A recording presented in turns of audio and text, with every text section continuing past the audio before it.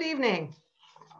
My name is Christine Bada-Schmidt, and it's my great pleasure as chairman of the Bata Shoe Museum to welcome you this evening to our 2021 Founders Lecture.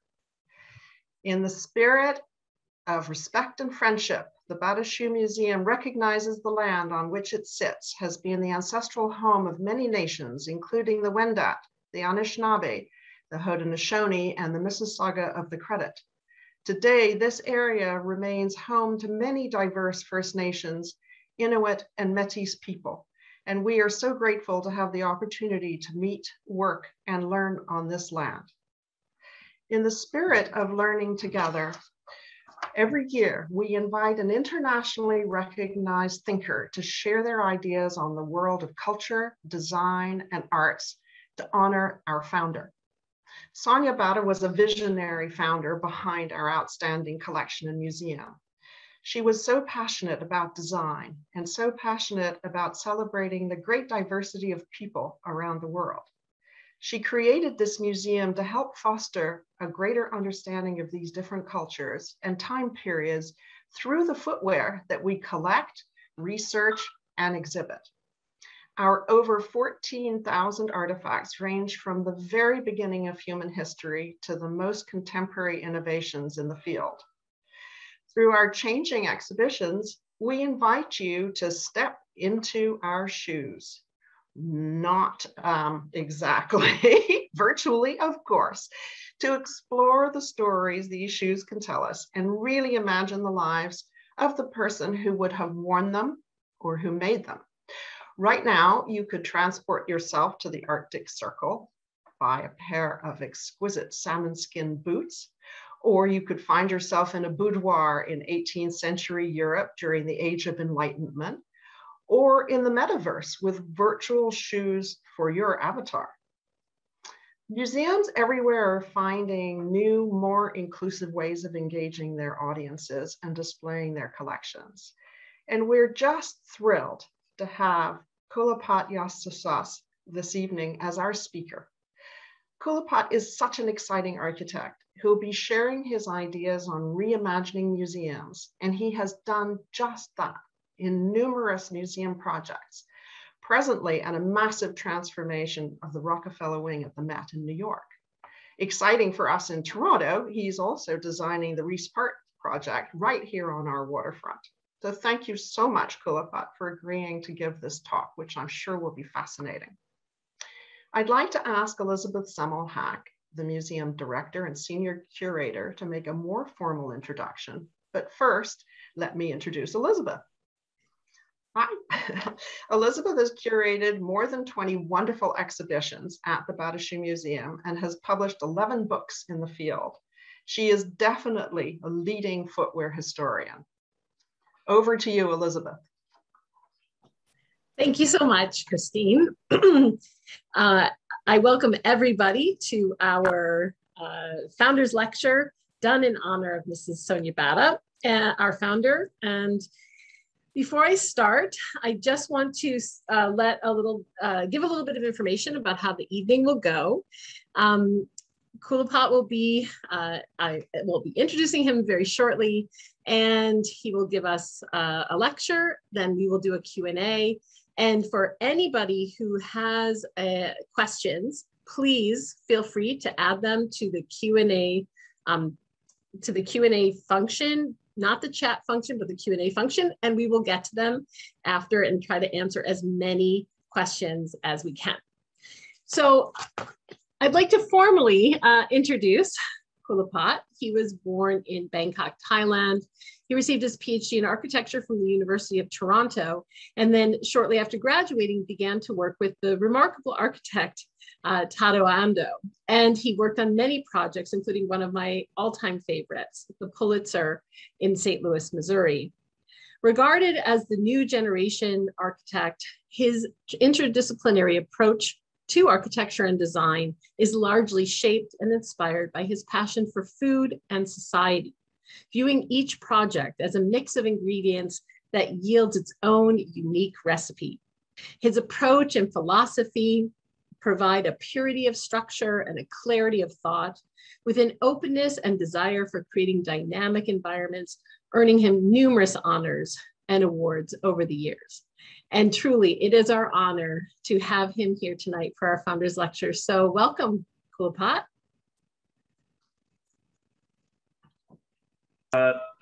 Thank you very much, Elizabeth. It's such an honor to be here with everyone. And thank you, Christine. I think for me, I have to say that the first person that I told about giving a talk today is actually my mother. Because I remember when I was young in Bangkok, Thailand, one of the most exciting moments that we all have is the beginning of every school year. We go to the store and we will buy our new Bata shoes.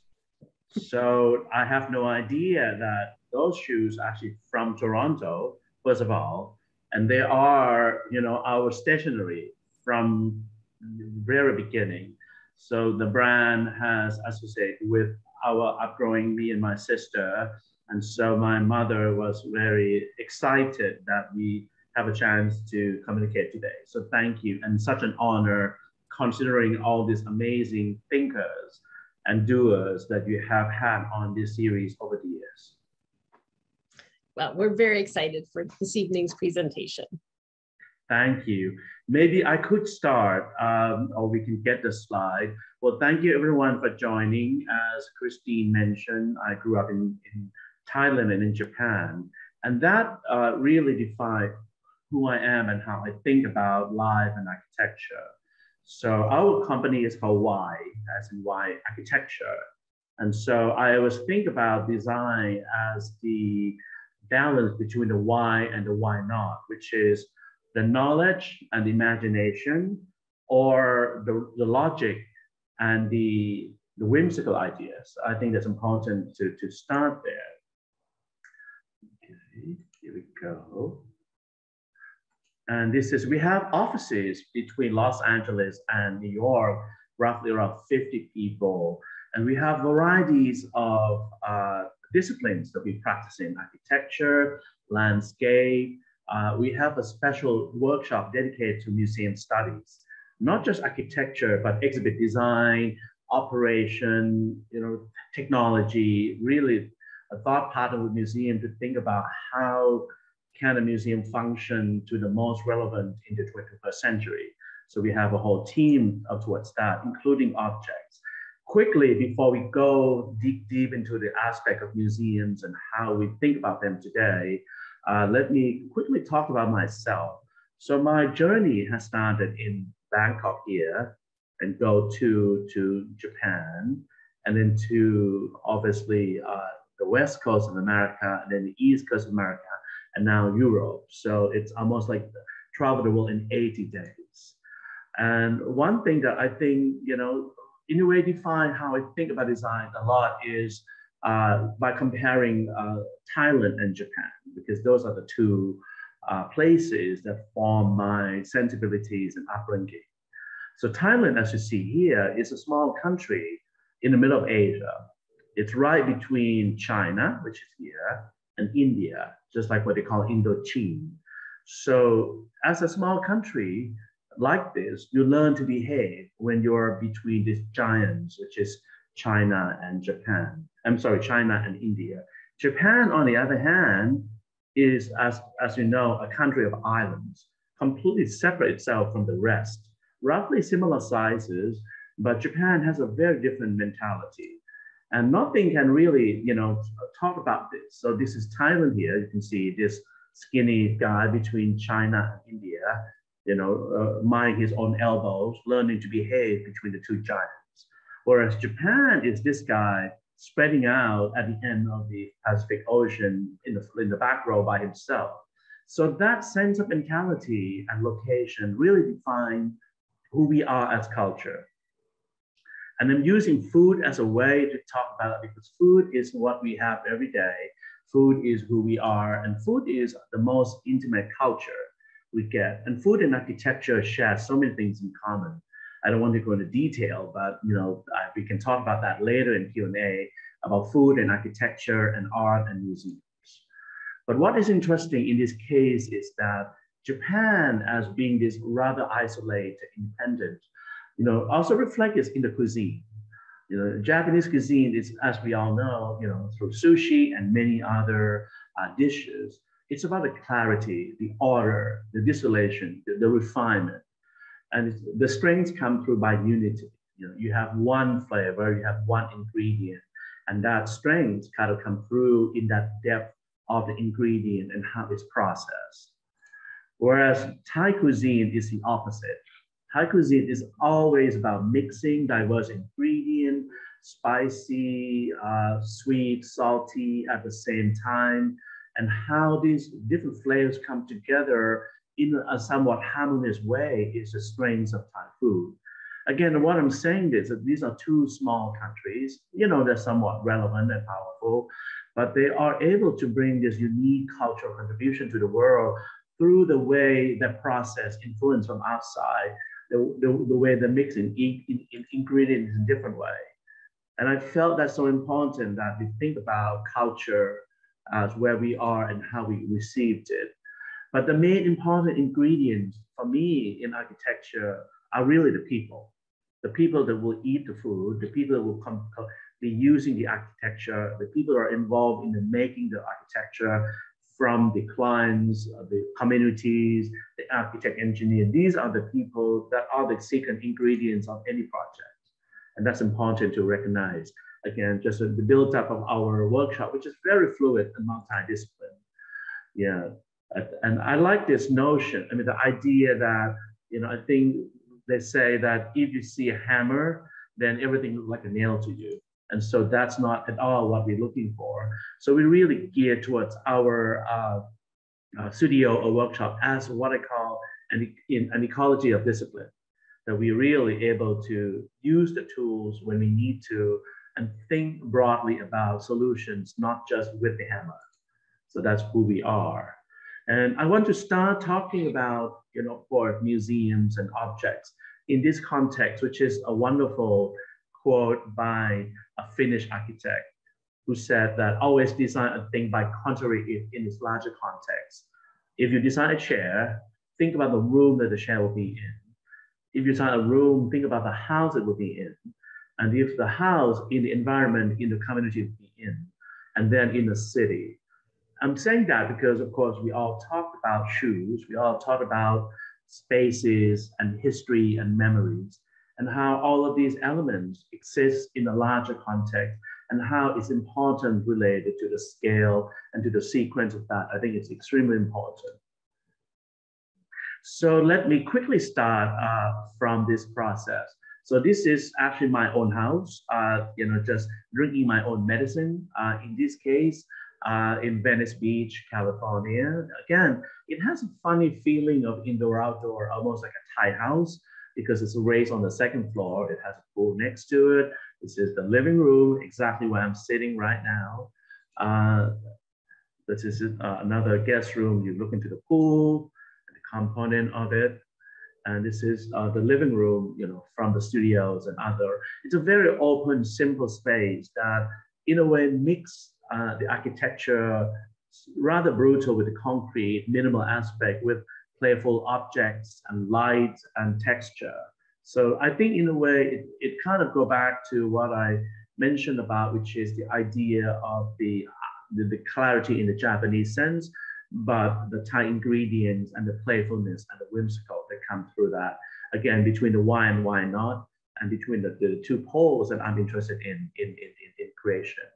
On the opposite end of that is this project, which is an experimental garden we did on the chateau in the south in France, that is talked about a different kind of garden, using feather as an inspiration to talk about the sense of nature.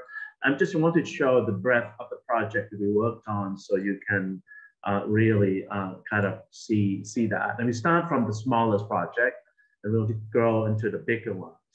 So before we go into the Grand Rapids Art Museum, which is our first ever project, we opened in 2017, I'm sorry, 2007. Let me talk a bit about where the museum is today. I think museums that we are used to, museums were made as temple, right? They are temple that we put our treasures, timeless into it. It becomes its own somewhat closed environment, separate from life, separate from city. In the 21st century, people are really looking for museums to be more relevant. Museum as temple has become obsolete, has become intimidating for a lot of people. So how do we make museum become a place of conversation, place of dialogue? I think that's important. So that's what I would like to talk about today as well. So the Grand Rapids Art Museum is the first museum that we designed to open. It's the first legal museum in the world in Grand Rapids, environment design. So what we do is we respect the art and the galleries, but we also make the museum feel like it's the living room of the city. As you can see, open in a porch here, cover. Grand Rapids has, somewhat similar climate to Toronto. So there's cold, even some snow, but also have places you can enjoy. So again, it also really relates directly to a park in front, which is designed by Maya Lin, a wonderful sculpture architect that integrates into the museum itself. You can see the front of the museum function as a porch with the gallery sitting in the back. The materials, again, I don't want to go into much of the detail, but we can go deep into what makes this museum green, environmental friendly, from the materials, from the use of energy to the use of water, every aspect of it, we have to hit the score that bring this to a very efficient and environmental design museum. And again, when you're in the museum, you're reminded about where you are. You look back into the city, you see the water. This is the water feature, which is actually the feature, the water that we store from the rainwater before we circulate this to the toilets. People can see it as a beautiful object, and we circulate to the toilet and be able to use for irrigations and other usage as well. So the beauty aspect of the museum also go in with scientific aspect of the system. This is the gallery, which we designed so that it's flexible. You can show big paintings or small paintings. The light quality can be adjusted from very high light to low light, depending on what that is as well. The second that I would like to show is called the Speed Art Museum in Louisville, Kentucky. This is an expansion. This is the first project that we started to use the title acupuncture architecture when we talks about how we add on to an old building instead of creating a facelift or something just expanded. I use the word acupuncture because it talked about an intervention that is holistic, that bring the whole health to the whole body. This is, again, I think art experience is very important, but museum more and more also the place where people get together for all kinds of reasons, from everyday purpose to events, wedding, social gatherings, and many. Museum has become a place that allows people to live together and think together as well, which I think is important to think about in the time right now, especially after COVID, that we all have a need to gather safely. How do we do that in such a safe space? Again, the use of natural light is always very important in our museum design because, again, I'm also very important that you see art, but also you're reminded where you are. So art experience is also a civic experience. Just like if you look at the Mona Lisa, you know that in Paris, there's a sense of pride, there's a sense of belonging, which I think is important in an art experience as well. The other museum that we just opened is the Asian Art Museum expansion in San Francisco. In this one, we have done that, add around 12,000 square foot here. We have a big open window from the gallery to the civic center. We add the largest rooftop, over here, open space for sculpture, but also for children to have lunch and be able to kind of sit out in the sun and enjoy also the view of downtown San Francisco. Again, this is in the pavilion, which is the largest column-free space in San Francisco, so that we can do, in this case, exhibition design, or performances, or gathering events as well. This is a rooftop, which is on the top there.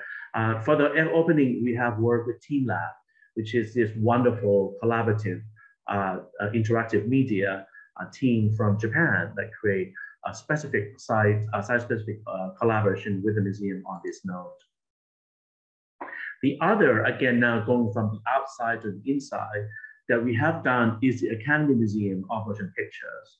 which is just opened a little bit more than a month ago in Los Angeles. This is the museum that tells the story about film. But it's not just about film, it's about all of the collaborative disciplines that come to create film culture. From set design, from writing, from acting, from casting, from architecture, from music, all of the other disciplines. So how do we tell the story and allow the nature of collaboration to take place? In this case, it's costumes. Again, the museums are designed to be interactive and changeable so that you go to see it this year, next year, the costume may be different. We can have different focus, different storytelling. One of the things that we insist on this is that the storytelling is not one story. It's multiple voices, multiple stories told through multiple people that are part of the film culture, which is part of the academy as well. So this is, again, of course, I mean, I'm sure you have listened to the speaker from Smithsonian talk about the ruby slippers that we have here. In this case, we also have another version of that. We're using the movie The Wizard of Oz to talk about the collaborative nature of filmmaking, from prop to acting to casting to set design and so forth, so that you can see all together. Now, moving on quickly, this is the Harvard Art Museum, which is in Cambridge. So we have work, the architecture is Renzo Piano, just like the Camden Museum, but we did all the exhibit design, bringing together very disparate art from different regions of the world. So this is that. Again, working closely with the curator, working closely with the preparator to tell the story. Harvard is unique because it is planned as a teaching museum. It's a moment that a group of professors and students, around 15 of them, should be able to gather around an object, create a seminar, have a conversation. So that it's designed to be almost like a classroom that allows you to linger and spend more time looking at things closely and have a discussion. So again, in this case, we work closely to make sure that museum is not just a sacred temple, that it is a tool that allows people to use it for different reasons, from the public to scholars to students. And one of the things that I feel very strongly about, which I would like to leave with everyone today too, is a museum is no longer a temple. Museum should become a playground. It's a playground for thinking. A museum, as we move forward, one of the things that I would like to add on is also, museum is also a scene of memories. As you can see very well from the Batashi Museum. What Christian just mentioned, when you look at these shoes, you not only see the form, the solution, you're reminded of the memories, of the scenes, of the context, of the lives and communities that those shoes belong to. So museum as scenes of memories are so important in our this time. And then it leads on to another aspect, which is so crucial, which is museums are now sites of empathy, of how we not only understand, appreciate the context and the memories that are gathered in museums, we are encouraged to develop empathy, which is pun intended, walk a mile in someone's shoes, right? You understand how difficult life, how difficult art process making. So museum as site of empathy is becoming more and more what museum of the 21st century is now becoming. Now, leading on to this, which is the Rockefeller Wing at the Metropolitan Museum in New York, that is under renovation and construction. The Rockefeller Wing at the Met opened in the 80s, and it houses a collection of Nelson and Michael Rockefeller, which is the Africa, Oceania, and Americas material. For me, this is an exciting moment because the Met is a museum that's not only just, this is existing picture, you can see as it is. It has a wonderful, if you can see comparing the two.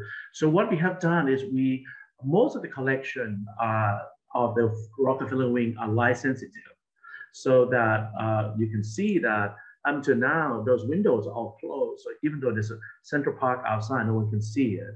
So what we do is that we rearrange the collection, allow us to be able to look out the window, and also kind of not harm the object. You can see here, moving some of the more light-friendly material towards the window and be able to really connect the art experience inside the museum with Central Park, with nature, with natural life outside as well.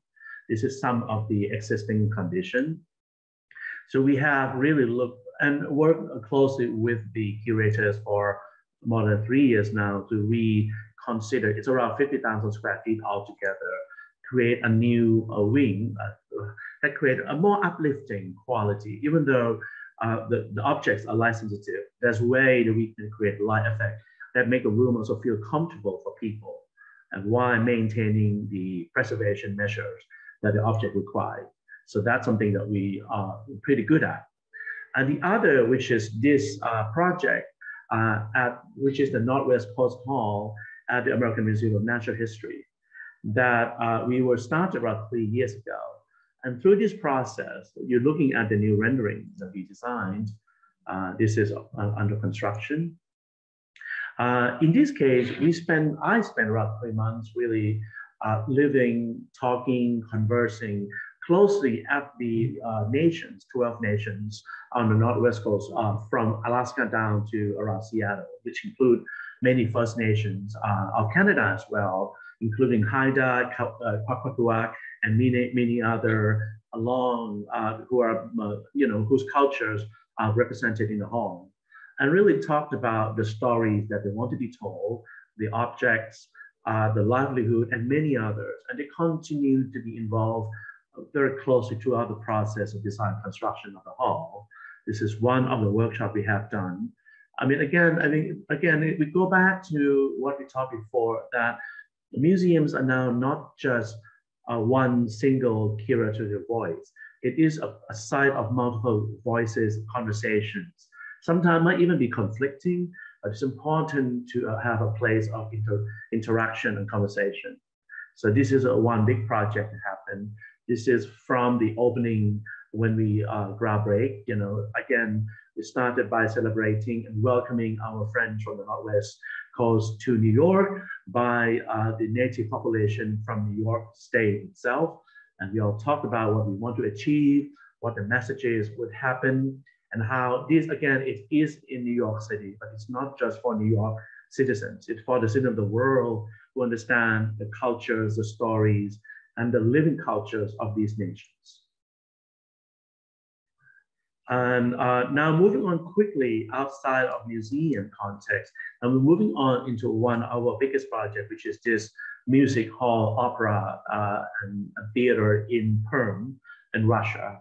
Again, we talked about the idea of site of culture as interaction of people. In Russia, music and performance are one of the big cultures that they have. So we are able to work with them closely on that. It's multiple theater, opera, symphony, ballet, and school into one building. So that's going on. Just to talk about the array of work that we are doing. The other project that started to kind of lead on to our landscape project, this is the Quake project, which is on maybe the most important site in Edinburgh, Scotland, in West Princess Street Gardens. You can see that our project's right here, right under the castle.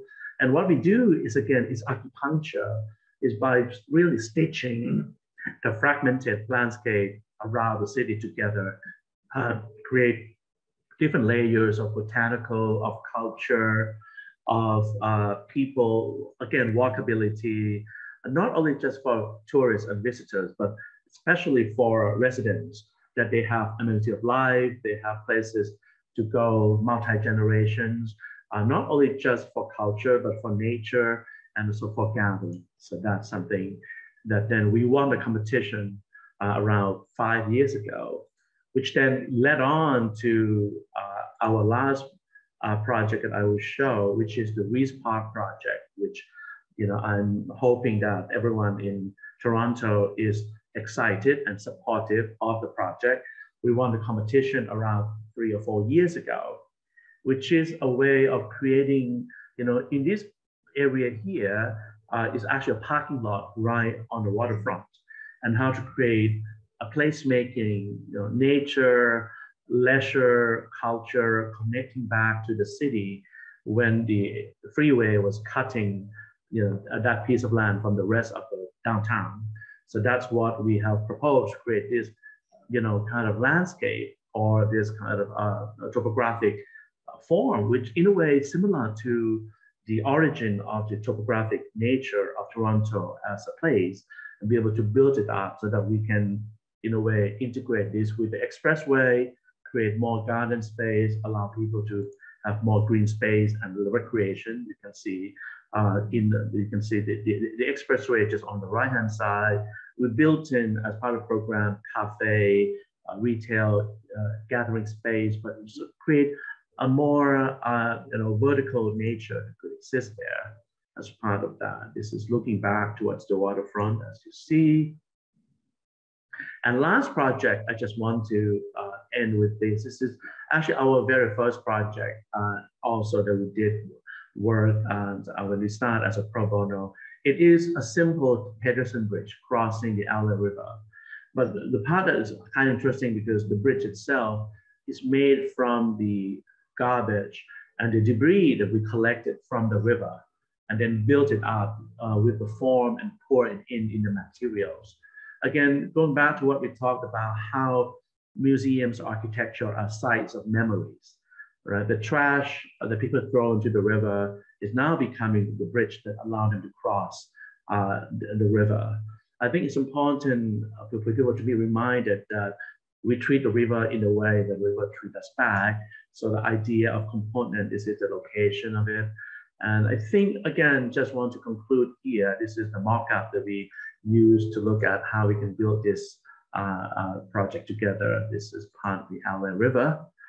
So I will conclude my monologue now, but with just one note to conclude is that, since we talked about museums today, that museums have gone a long way from temple, from palace, of the riches, of the wealthy, of the powerful. Museums now are becoming scenes of public memories, sites of mutual empathy. And that's what the power and the key to success of museums are today.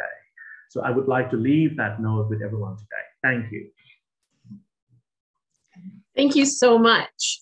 And that was the most perfect ending to such an interesting presentation, because my first question for you is actually, museums have historically been seen as these temples, as you mentioned, or palaces, these elevated, daunting places.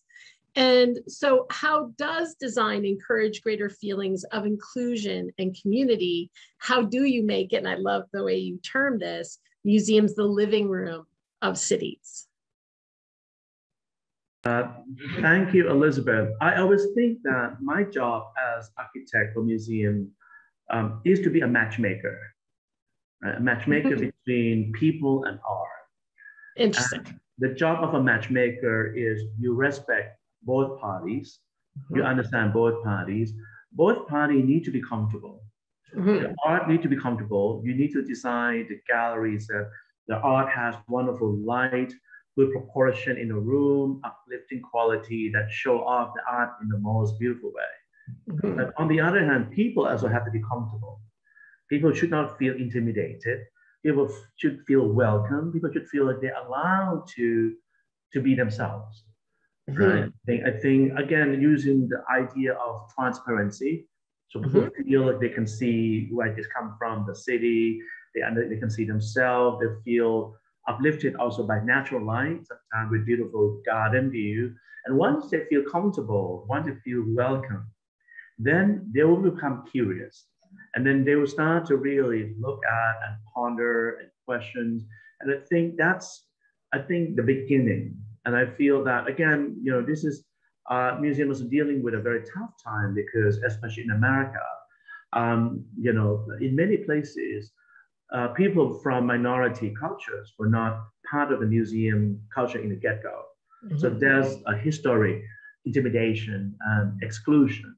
So we work against that prejudice to make it even more welcome. So as you see that I intentionally design museums so that, like for example, the Grand Rapids, you have a big porch. People feel like, oh, they can come in, they can welcome in, there's a sheltering quality, or the speed, there's a sense of visibility, there's an openness to things. So people need to feel like, oh, this place wants me to be here first. Right. And that's why we're trying to, in a way, correct to enhance this museum as temple, box that, the previous generation was planning. Yes. I think one of the challenges, it's certainly a challenge for me as a curator, is that light is, and you've already touched upon this, is so damaging to artifacts. And yet light allows you to see, and light allows you to see the objects in the room, see outside the room. Have you, how have you solved those problems? I see some of it is moving objects. Are there lighting solutions like window coverings? How from an architecture standpoint, can you grapple with that? Because your spaces are so light filled. Yes, well, thank you. I think that's definitely somewhat of a philosophy, right? I think a lot of people like what we call treasure house light, like dark room and spotlight only on the object, like King Tut, like Mona, because it makes everything feel expensive and exclusive. And that comes to work in some degree. When you look at small object, you want to focus, you want darkness around it. But people, it cannot be in that space for too long. They feel a little bit, like disoriented. Yeah. So what we've done, which is a very interesting point, and we've done it in many solutions, but the key factor is that, I think you don't have to always put the light on the object. Right? You can put the light on the wall, on the floor, on the ceiling, in other surfaces that obviously will bounce somewhat off into the object, but not directly. So the object can stay around 5-foot candle or the level that it's allowed to be exposed to in public view, but the room is not 0. Sometimes the floor might even be more than 5, because people can feel like they know where they're going. They feel they're not walking to a dark room with spotlight, right? So all of these we use a lot of, especially when we deal with big spaces, because people, if it's a small space, people feel they can do that. But if it's a big darker room with a lot of spotlight, people started to feel uncomfortable. So then we're using different aspects to it. And of course, on top of that, is now we're also dealing a lot with digital media, right? With screens, with all of the others. So that's another level of not making those flashy light distracting or hurting the experience from the actual object. But all in all, there's different solutions allow low light level to also feel somewhat uplifting and friendly. That's interesting. I have a question that, well, I don't know how you want to answer it, but one of the things that if you have this living room and you're encouraging people to come in, how do you use design to not only welcome, but move people through the space to encourage them to go deeper and deeper? What's the secret? I think, we all love treasure hunts. Right. So it's really so much about the sideline and the visual connection. So I think that, of course, no one will experience the same way. Right. But if you come into this space, and when you look and you see something that catch your eye further, using sideline, using on-fill, using visual connection, lighting different, the colors, people, we kind of want to draw on to that. And so all of these, I think, is so crucial to plan in. And something that, I think there's always 2 aspects, right? One is the curatorial concept, the story we want to tell with the exhibition. The other is just a visual journey. Right.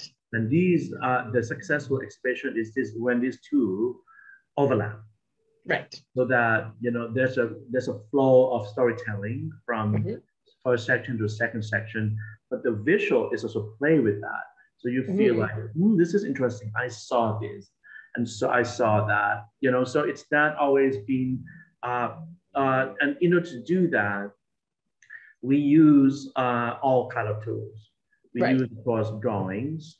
We have physical models, which I'm sure you do, so we can see the object. But we also use 3D modeling videos that put someone in the space. Right. Because a 3D model, the physical model is great because you have a holistic understanding of how it flows together. But the 3D model allows you to be in the space. Right. And then you turn around, it's like, oh, now I realize that when I look at this and turn it, I'm going to see that.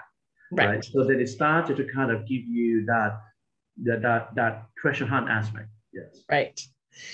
Do you think, we're not over the pandemic yet, but one of the impacts, right, of COVID has been this requirement to have physical distancing. And do you think that, we've all been encouraged to keep distance from each other in public spaces, but do you think that there will be a lasting impact on architecture from COVID, this encouragement to maybe the need to bring people together, but at the same time, keep them apart? Do you see any challenges in the future with this? I think, surprised that you touched on a very interesting part. Last year, I was on so many Zoom calls. Right. About the future of everything, right? Right. The future of house, the future of office, right. the future of museum, the future of concert hall. Right. Yeah. And so we all think, okay, well, this is a great opportunity. Mm-hmm. We can reinvent whatever it is in the same way. The museum can be a new way, office will be a new way, and even home will be a new way. This year, surprisingly, people are really rushing back to what was. Yes, I've seen that. People were excited about, I was at Walt Disney Concert Hall the other day, listening to Yu Zhaowan, this amazing pianist. Mm-hmm. It's a full house. It's a full house. And no one flinched. Right. And I was like, wow, we're in the middle of a pandemic. But I think, in a way, we kind of believe in the protocol, right? That if we do vaccine, if we have tests, then we're allowed to be together. And when we are together, we want to embrace, we want to have the intimate feeling, we want to have all of that. Of course, there's always a risk involved. Right. But it's interesting that, at least for me, it felt like my conclusion from that is like we did not want this condition to deny us of our humanity. Right. That we still want to be together, we still want to share a meal with someone, we still want to be able to hug someone, we still want to be able to do something, even though we know there's risk involved. So I think somewhat there will be some changes. Of course, like what you said, distancing has always been the case, which is maybe less problematic for a museum, but more problematic, more for like a concert hall. Right. Or a gathering space. So that would be something that we need to look at. But at the same time, I also feel that it allows us to not take things for granted. Right. That when we go, we know why we go, because we can do a lot of things from home as well. But I think we're absolutely right. The verdict is still out. Right. There are, we're designing offices for corporates and creative communities, and there's a lot of discussion about how do people work in the future. Right. Like have work at home, have in the space. What does it mean? So that conversation is on its own kind of trajectory. But on the museum world, I think in a way, the demand has been like we want people to come back because people want to have an intimate. Of course, and you need to see the objects. Exactly, and that in a way represent the time tickets, which is something that's now becoming more and more important. The protocol aspect of when you go touch object, not touch object, so it's still ongoing as we speak. So I wanted to have you tease this out for me a little bit more, which is how do you actually approach a new project? What are your first steps? You've talked about food and architecture, you've talked about sustainability. So when somebody comes to you with their big idea, they need a museum or expansion, what's the first thing you do? Well, I always want to understand, kind of the raison d'etre of every museum, right? Why do you exist? What do you want to be? Architecture is tied directly to ambition. Yes. Because it is the branding, it is identity, it is an icon, it's a landmark, it's undeniable. And that's the power architecture has. So you should not be shy about it. But then what are you representing? Are you representing your own ego? Are you representing just the wealth? Are you, so I think when you engage, I love conversation like that with my clients. At the same time, every museum wants visitors, right? They want to be popular, they want to be relevant, they want to be impactful. So the other part of that, I always start by I always insist on having a deep kind of workshop with the communities, especially the people that don't come to the museum. Yes, I think that's very important. I talk to school teachers, I talk to minority groups, I talk to newly kind of migrants, young people that move for that city to work. Like, okay, well, why are you not coming to the museum? What can you do? Have you heard about this, this, and that? And by doing that, you started to kind of learn that they all have interest. Young family want their children to come to the museum, just not enough time, and so a lot. So once you do that, you started to kind of form what the museum should do. Again, it's a matchmaking aspect. So it's not just about glorifying the identity of the museum or the collection. It's about how do you make the collection alive and relevant by not losing the integrity. It's not like you want to be popular to everyone, but I think there's a mission that the museum or the collection is supposed to represent. But on the other side, which is the people and the cities, how do we make it? And I'm always also, when we talk to museums project, we always talk to the mayor, to the communities, the supervisors. Okay, what is the future of your city? Yeah. How can this museum be helpful to you? Yeah. Right. For example, if we talk in work in Paris, we talk about the Olympic 2024. We work in Los Angeles. We talk about Olympic 2028. I think it's so important to museum to be a very civic and popular tool that can enhance other things. Well, I can see we're getting lots of questions. I have one last question for you before we turn to the questions from the listeners. And that is, I've always thought about shoes as the architecture of fashion or the architecture for the body. Would you ever design a pair? Have you ever thought about designing a pair? Well, you've seen my sneakers, so I have obsession for shoes. It was actually, Tom Ford, who's a friend and a client as well, who mentioned that shoes are the most important piece of fashion. Because I'm not going to argue with you there. Actually dictate how, first of all, it dictates how you connect to the ground. Yeah. And it dictates how you move. It's literally what stance you take. Exactly. And right. I think it's so important how, and by looking at how shoes has become such a big part of culture, especially surprisingly for men. I was in New York at the auction, and there's a whole section dedicated to sneakers. Yes. Right. And you've done an amazing sneaker exhibition that traveled to the Speed Art Museum. Right. Yeah. And how I'm just mind-blowing how sneaker become the ultimate men fashion item. Yeah. And so, yes, I would love to. And I think, in a way, it comes down to between comfort and identity. Right. So how the two overlap, that's very interesting. It's definitely, I actually like designing, in a way, true for women, I think.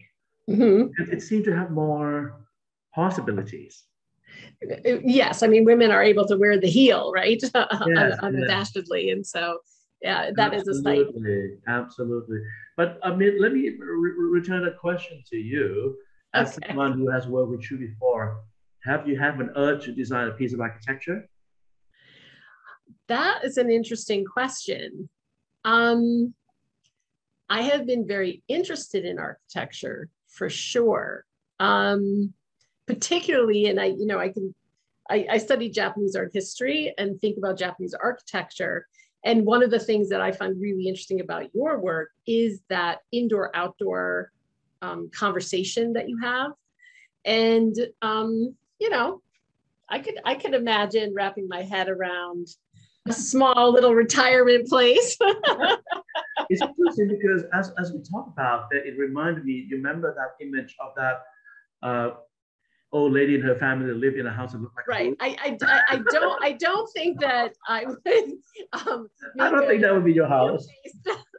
Structure, but I do think that the same way that you talk about architecture as responding to society, as being this point of conversation, a site of culture, I see those same things in what we put on our bodies. you know, what we put on our bodies, what we inhabit, have already a conversation, right? And so I don't think it's as far afield as maybe some might think. Absolutely, absolutely. Okay, well now we are going to look at some questions. Yes. And okay, so how have you dealt with exhibitions during the pandemic and the shift towards online exhibitions? I think that's interesting. I think we have not had an exhibition that, for example, the Academy Museum, right, which is the project that just opened 6 weeks ago. Right. You know, and we have been working on that since 2019. So majority of that exhibition planning was during COVID.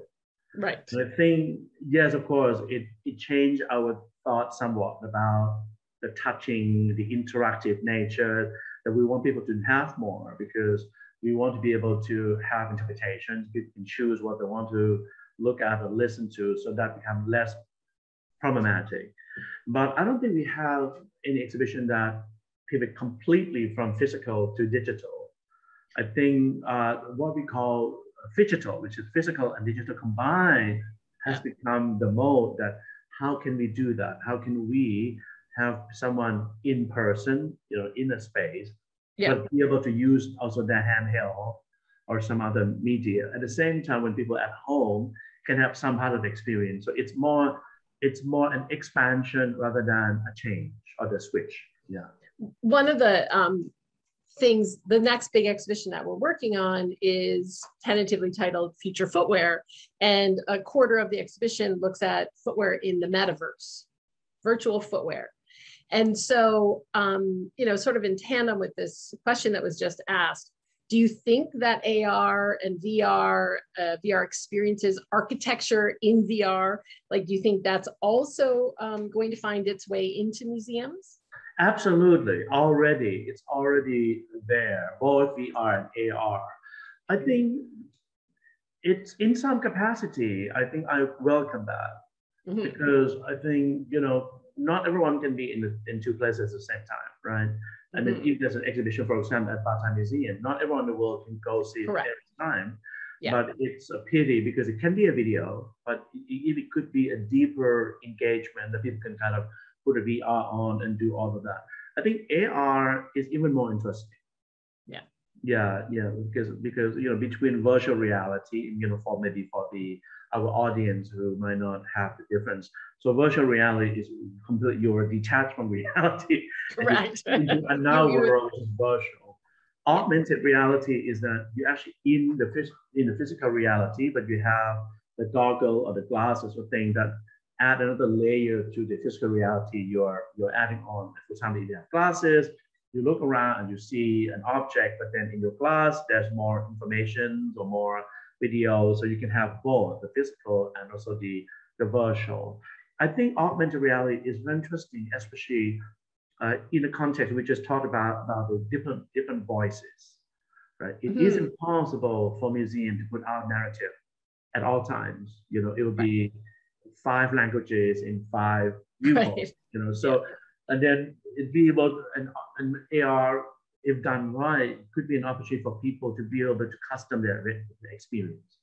If they want to hear, you know, the storytelling from the curator, they can. If they want to hear from the artist, if they want to hear it from you know, kind of someone who have experience of it. So it allows conversation and custom to take place.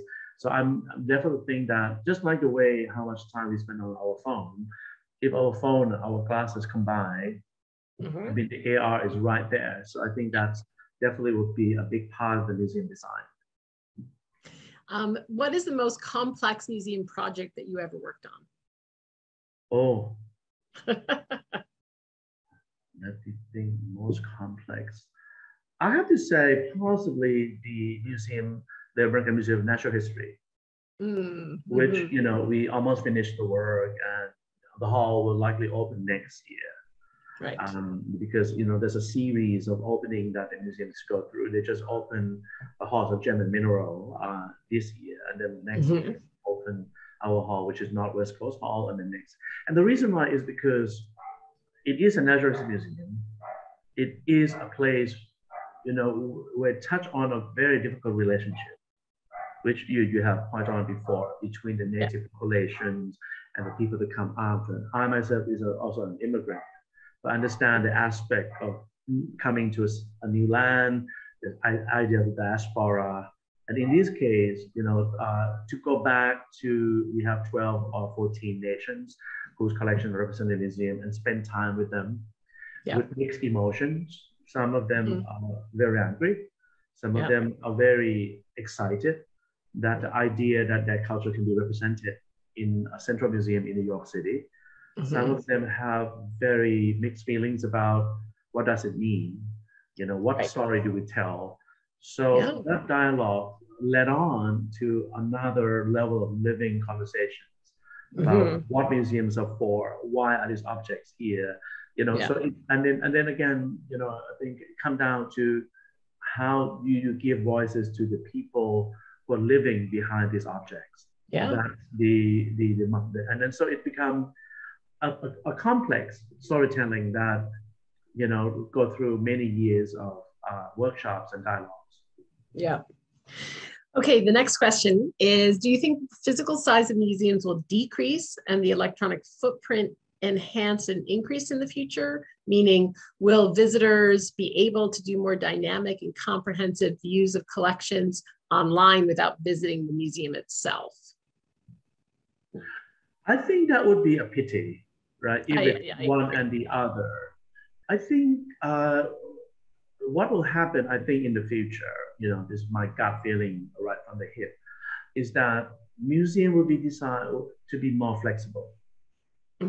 Because museum want to be able to rotate the collection. In your case, you almost have to, because they're light sensitive, right? And to be able to, focus on different stories and different highlights of different part of the collection is what we're already doing.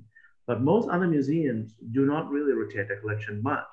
It's permanent, which is function well for classroom. When they take the children over, it becomes a textbook, you can look at that.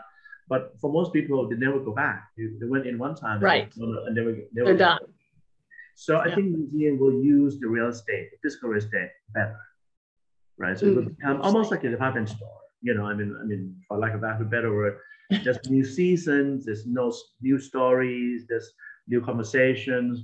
Just like what you do at the Batashi Museum, because your exhibitions, most of them are from your collection as well. So to be able to rotate the collection and really engage your audience in a different subject is what museum will do. And so therefore the physical footprint might stay the same, but the way it's being used will be quite different. It'll be very driven. So the casework or design have to be designed so it's easy to move things, so it can be nimble for your operation and for your staff. But I agree that of course, museums are very concerned that because of the pandemic, will people come back to the museum?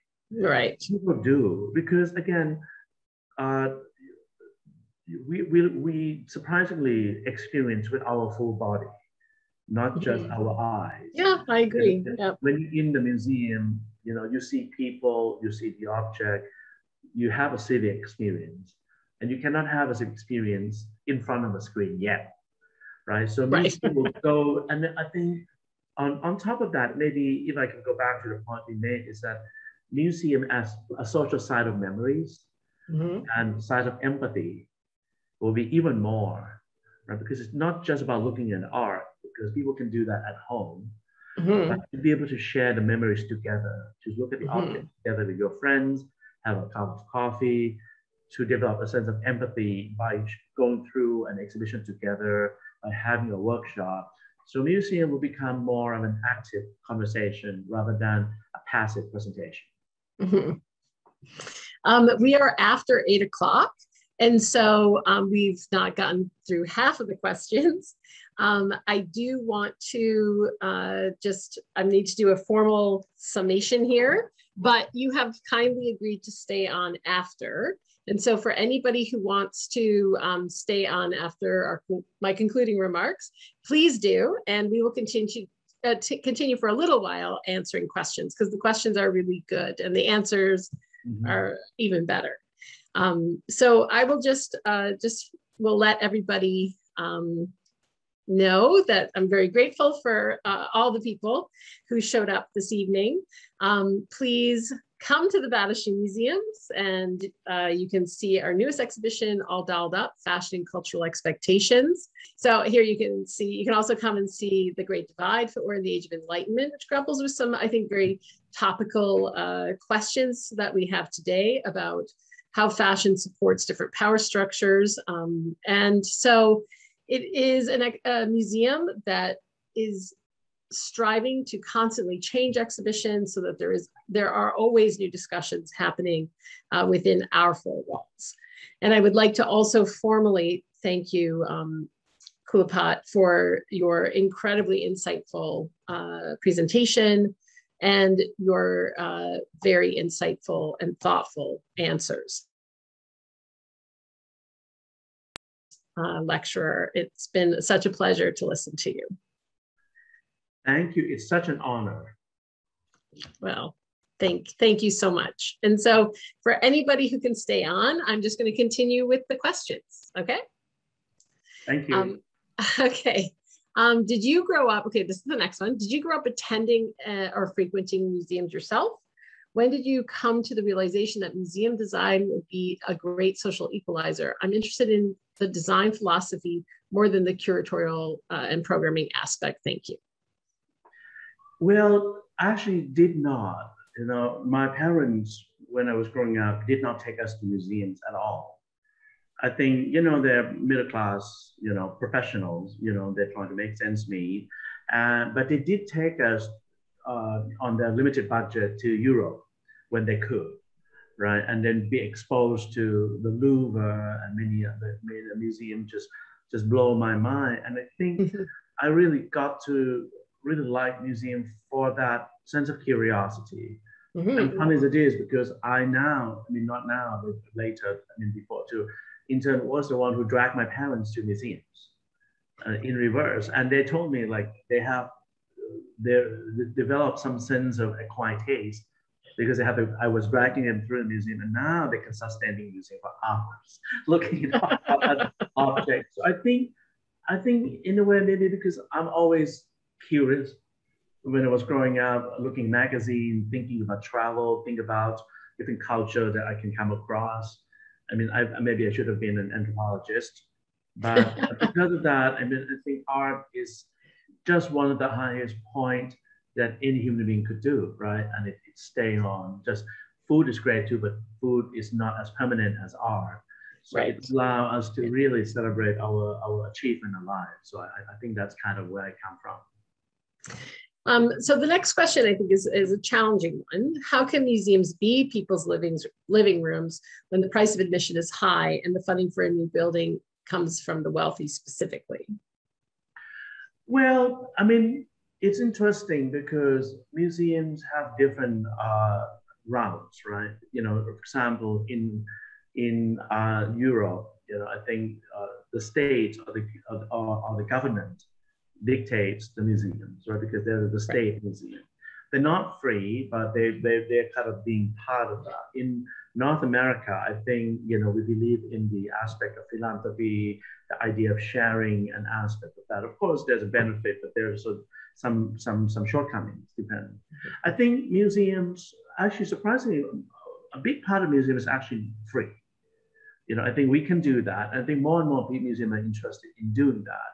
So the idea that there's different layers of commitment to it, you know, I think if you're a member of a museum, it's actually not expensive at all because when you think about how many times you go, right? So it is, you know, people need to think of this as an investment.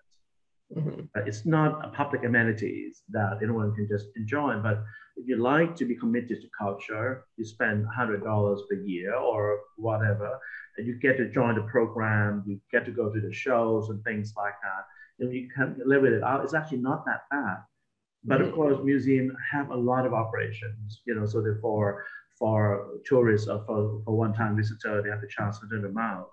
So I definitely understand that, especially if you have family, you know, family of four going to museum together, it's a meal. So I think idea that maybe this way, but when you look closely, a lot of museums have a big component which is free. Yeah. You know, I think the public space is sometimes there's a free gallery, of course, so I think that's the way that the future will be as well. Yeah, we're free on Sundays, for example, for anybody who hasn't been or who would like to come free of charge.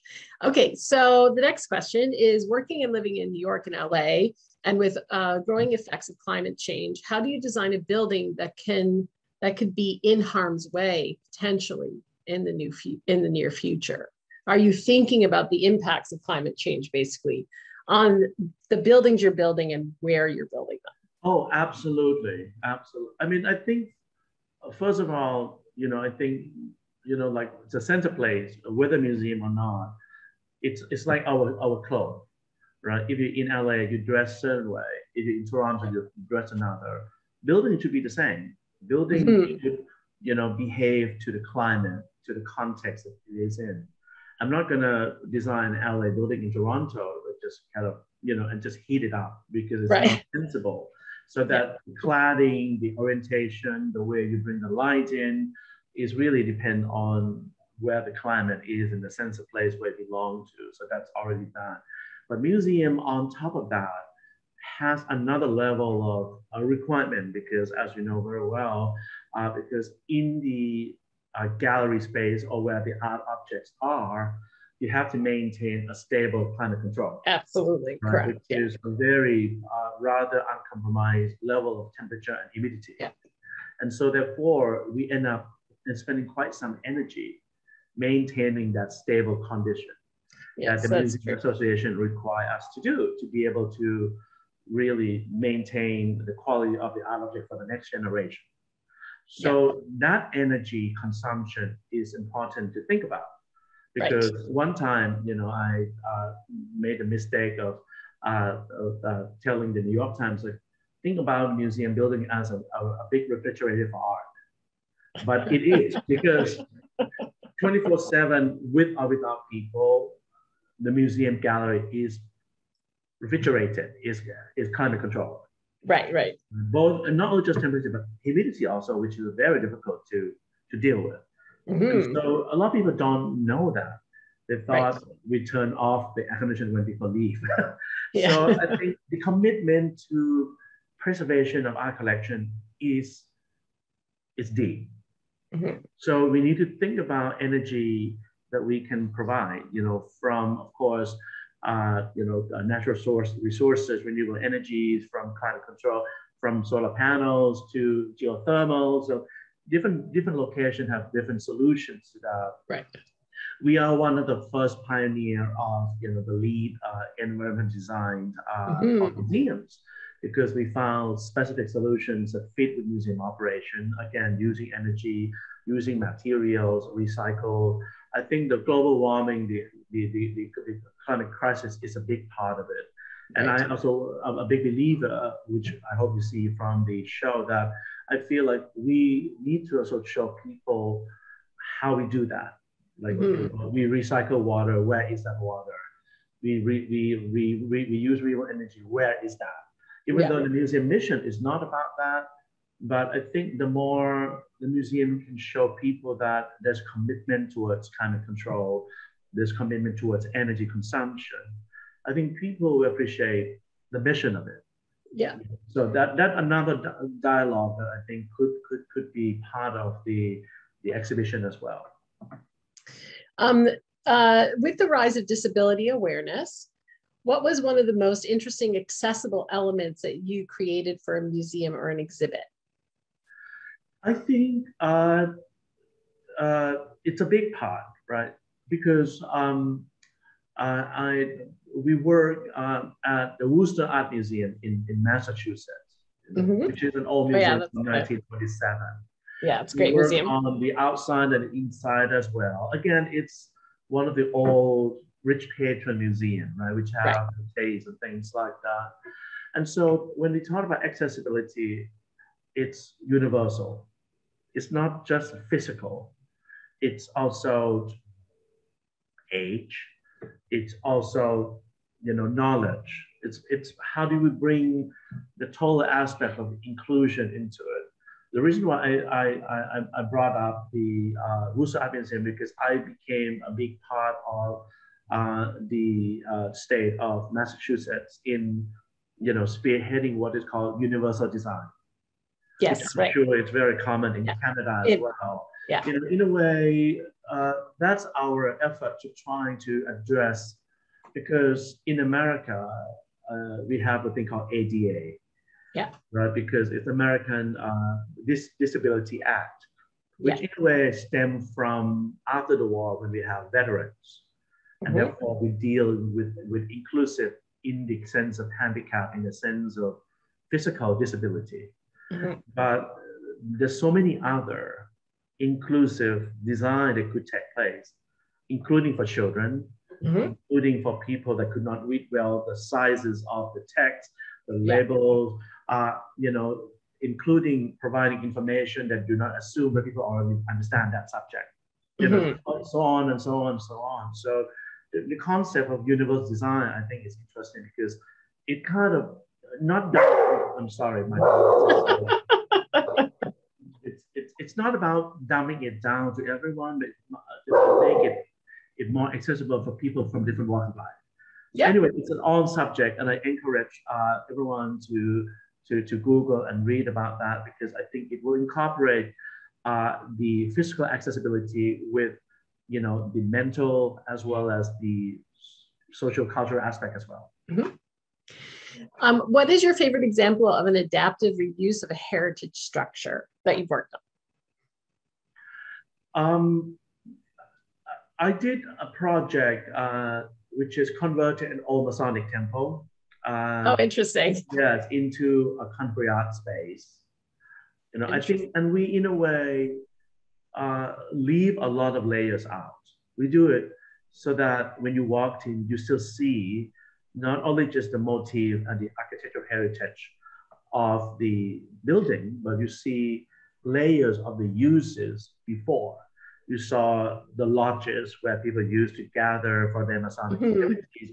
You see the libraries, you see some of the costumes, you see some of, and I think it kind of gives people that aspect that, we all are transient beings. We're here for a limited time on Earth. We think this is the most important part of our Earth. No one else thinks the same. When we're gone, people will not remember us.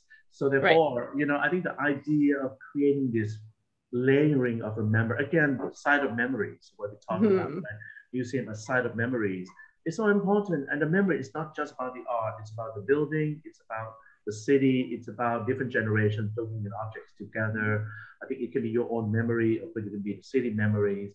So I felt proud about that, because when people go there, they're so intrigued about, oh, this building, who used it, why, the provenance, so that was definitely one of my, excited moments. Well, the questions just keep coming, but I think I'm going to only give you one more so that you can have a break. And I think your dog has already established that she would like it to be over. Yeah. This is my cheerleader who wants to walk now. Oh, you said that word. That's the dangerous word to actually say out loud. Okay, come down. Okay, one last question. Yeah, so one last question. Okay, how do I choose? Okay. Okay, the exterior design of museums is sometimes otherworldly. How do you come up with unique aesthetics and characteristics, and how do you bring your client along with you design-wise when the look and the feel of the building may challenge them, meaning it may be way more different than what they themselves have conceived of? How do you basically nudge your clients to embracing your often envelope pushing exterior design? Well, thank you. I think, architects, we have our own ambition as well, right? So we want to create something new that we have not seen before, something that push the envelope, as you say. I think in my case, it really has to come from trust. That, you know, I think when the museum opened and I moved on, there's a client and a community and a city that continue to live with that museum. Right. Yes. So they have to see themselves in it. They have to see themselves in it. That these have to be something that they're proud of. You know, they can be proud of as a sensation, but they're proud of as an identity piece as well. And I think trust play a long way to that, because clients, good clients always say, we like your work, and we want you to take us to where we have not been. Right. No one wants you to do exactly the same you have done before. It is a journey that you do together, and that trust is important, because you have to push them out of their comfort zone. But that can only be done through discussion, explanation, looking at things together. You know, most of the time, almost every museum we have done, we have journeyed together with the clients, curators, sometimes with the donors, sometimes with also the stakeholders. Right. Go to museums, you know, in different cities, sometimes internationally, and think about what museum look like and what it do, right? And when we have conversation, so when we talk about this, there's a sense of trust that we in it together. You know, I'm not trying to present something weird or unique just for my own sensation magazine cover, and then when I leave, you're now stuck with this and things like that. Which, you know, to be honest, that exists. That exists, you know, because again, you know, we all talk about the Bilbao effect, right? Build it, they will come. The weirder, the better, because it put on magazine and social media, and everyone want to come see it, right? But then, of course, there's an aspect of long term. There's an aspect of how that fit with the vision and the operation of the museum, and does it make the art look good? At the end of the day, it has to serve the art, and it has to serve the community. But I think other than that, there's a lot of freedom that you can do, but it has to be a mutual agreement and collaboration. Well, thank you so much. I'm going to let you off the hook now. I'm sorry for everybody whose questions we were not able to get to. I know that there are so many, but clearly it's been a very stimulating presentation. Many people are very interested in your work. We all can't wait to see what comes to fruition here in Toronto. And hopefully we will see you in Toronto relatively soon. And so really, thank you so much again for being this year's Founders Lecturer. And for everybody who had great questions, thank you so much. Have a wonderful, wonderful evening. Thank you, Elizabeth. One last thing, please come out and support the Rees Park project. We're so excited about it, and I think it would be a great addition to Toronto. I agree. Okay, thank you so much. Thank you, everyone. Have a good night. Bye-bye. Bye.